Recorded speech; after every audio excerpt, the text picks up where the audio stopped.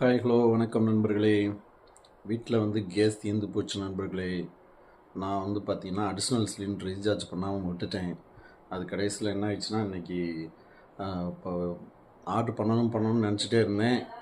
சரி இன்னைக்கு பண்ணலாம் நாளைக்கு பண்ணலாம் அப்படின்னு சொல்லிட்டு வெளியில் வேறு டூர் போயிருந்ததுனால அது மறந்துட்டேன்.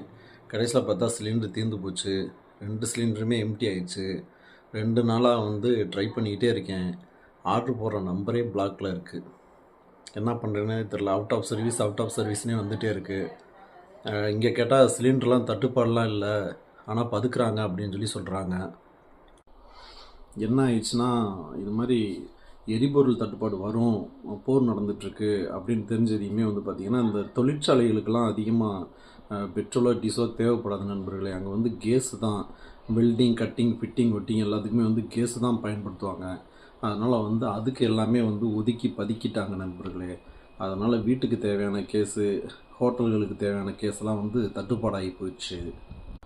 அப்புறம் இந்த தொழிற்சாலை முதலாளிகளுக்கு சென்று சேரும் வரை இந்த வீடியோ ஷேர் பண்ணுங்கள் நண்பர்களே. என்னென்னா கண்டிப்பாக எங்கேயுமே தட்டுப்பாடு இல்லை, எல்லா இலக்குமே கேஸ் கிடச்சிட்டு தான் இருக்குது. நீங்கள் போர் நடந்திருக்கு, கேஸ் கிடைக்காது அப்படின்றதுக்காக நீங்கள் பதுக்கிறதுனால குடும்பங்களுக்கு கேஸ் கிடைக்காம போகுது. அதனால் நீங்கள் கேஸெல்லாம் பதுக்காதீங்க தயவுசெய்து. நீங்கள் கார் செய்யணும், 2 வீலர் செய்யணும் அப்படின்னு சொல்லிட்டு நீங்கள் கேஸ் கொண்டு போகிறீங்க. ஆனால் வீட்டில் சோறு செய்யணும், சோறு தான் முக்கியம், காரா முக்கியம். அதனால் முதல்ல உணவுக்கு கேஸ் கிடைக்கிற மாதிரி வழியை ஏற்பாடு பண்ணுங்கள். அப்புறம் என்ன மாதிரியே ஒரு இக்கட்டான சூழ்நிலையில் இருக்கிறவங்க யாரும் பதட்டப்படாதீங்க. கண்டிப்பாக நம்ம அரசாங்கம் அதை சீர் செய்யும். எல்லாமே போதுமான அளவுக்கு இருக்குது, எரிபொருள்லாம் இருக்குது. அது ஒரு சில முதலாளிகள் பதிக்கிறதுனால, தன்னோட தேவைக்காக பதிக்கிறதுனால கொஞ்சம் டிமாண்ட் மாதிரி தான் தெரியும். ஒரு 2-1 நாட்கள் நீங்கள் பொறுமையாக இருந்தீங்க அப்படின்னு சொன்னால் அது ஒரு நார்மல் நிலைமைக்கு வந்துடும்.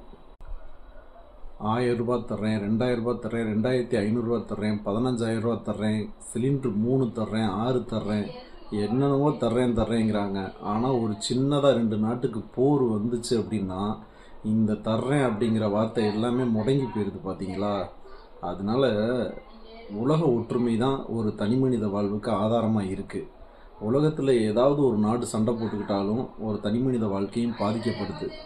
ஸோ இங்கே ஒற்றுமை தான் முக்கியம். அதனால் ஒற்றுமையாக இருங்க.